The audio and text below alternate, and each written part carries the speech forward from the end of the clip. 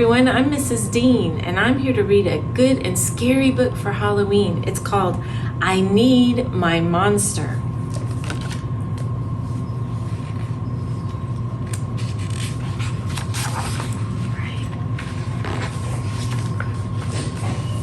Tonight, when I looked under the bed for my monster, I found this note instead.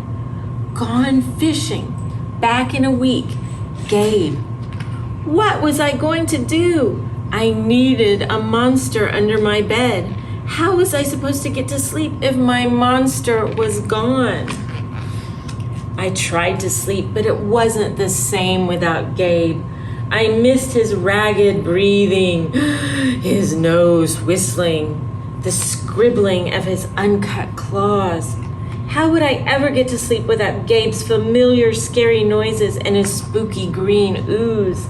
It was no use. Gabe would be gone for a week, and I just had to have a monster. I climbed quietly out of bed so my parents wouldn't hear me. Grown-ups have some strange ideas about monsters under beds. I knocked on the floorboards, then scrambled back under my covers. I waited nervously. Would a new monster appear? What would he be like? Would his snorting be as cheerful as Gabe's? When I heard some creaking under my bed, I knew that the substitute monster had arrived. "Good evening," said a low, breathy voice. "My name is Herbert, and I will be your monster for the evening." "Herbert? What kind of name is that for a monster? You don't sound scary at all. Have you ever scared a kid before?" "Well, no, but I have read all the best books on the topic." "Do you have long teeth and scratchy claws?" I asked. "No, but I have an overbite and I'm a mouth breather. Listen." Herbert's panting was kind of scary, but it wasn't enough for me. "Listen, Herbert, I'm sorry, but I just don't think this is going to work out. It's nothing personal, but I really need a monster with claws." "Picky, picky," Herbert complained. "As you wish, I will go." There was some more crawling, and then Herbert was gone. Some scratching warned me that a second monster had appeared. "Good evening," he said in a high, silky voice. "My name is Ralph. I understand you need a monster with claws. If you would please lean over, I will hold out my arm for inspection." I crouched on the edge of the bed, hoping to see a horrible shaggy arm with sharp, ragged nails.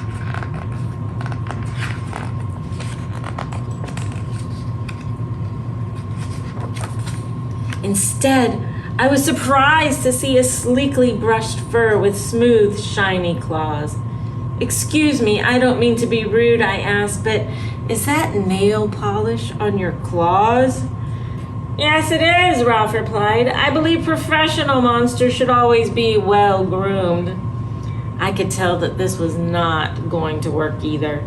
"I'm sorry to disappoint you, Ralph, but I need a monster with scary claws. Like Gabe's," I thought. I heard some more scratching and I knew Ralph was gone. A minute later, a third voice from under the bed rasped, "Check out these claws, kid."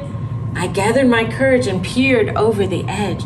The claws were impressive, jagged and dark and razor sharp. So far, so good. I was a little nervous. "Could you stick out your tail?" I whispered. "Sure, but don't get too scared." I peeked through my fingers at the slimy tail slithering over the foot of my bed, and then I noticed the bow. "Are you a girl monster?" "Of course I am," she snapped. "I'm Cynthia. Do you have a problem with that?" Yeah, I do," I admitted. "I definitely need a boy monster. Boy monsters are for boys and girl monsters are for girls. Everybody knows that." "Well, aren't you a picky one?" she sniffed, and then she was gone. Was I being too picky? No. I knew that my monster needed to be well-clawed and menacing. The whole point of having a monster, after all, was to keep me in bed. Imagine all the scary stuff that could happen if I got out.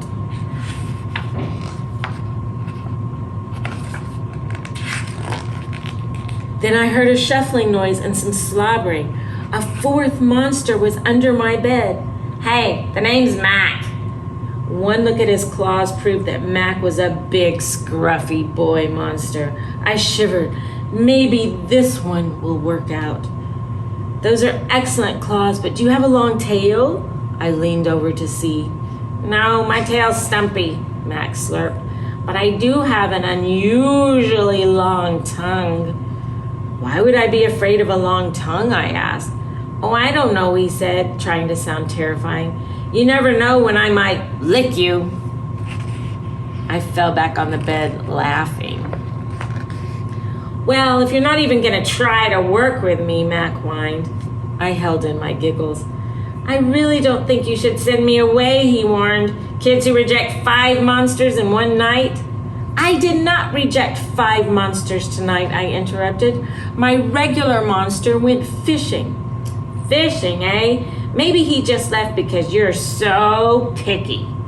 Fine, I'm out of here, but I wouldn't expect another monster tonight if I were you. How can I ever get to sleep without my monster?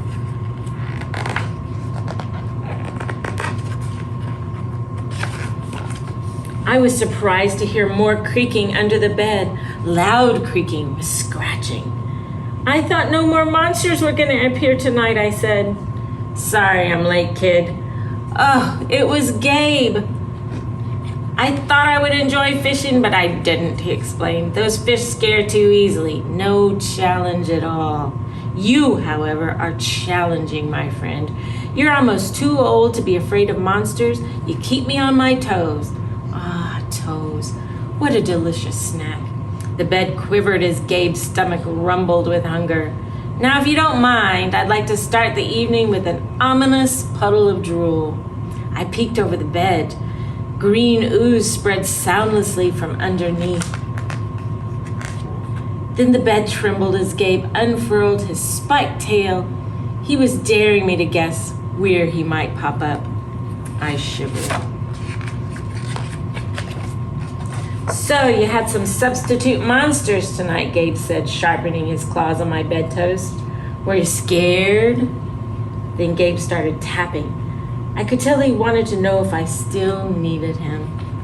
No other monster can scare me like you, I giggled, diving into my covers and pulling them up tight. Through the blanket, I heard Gabe's soft, comforting snorts. Ha! I knew it. We were made for each other, he growled. When the blanket started to slip off the bed, I knew Gabe was ready to eat. Now, if you could please stick out your foot, he said, I'd like to nibble on your pinky toe. I yanked my blanket back up and scrunched my feet in so Gabe couldn't get them. No toast tonight, but you can have this, I offered, pushing a pillow off the bed. I didn't even hear it hit the floor. Gabe was back. The ooze was perfect. Everything was back to normal. I shivered again. I would be asleep in no time. The end.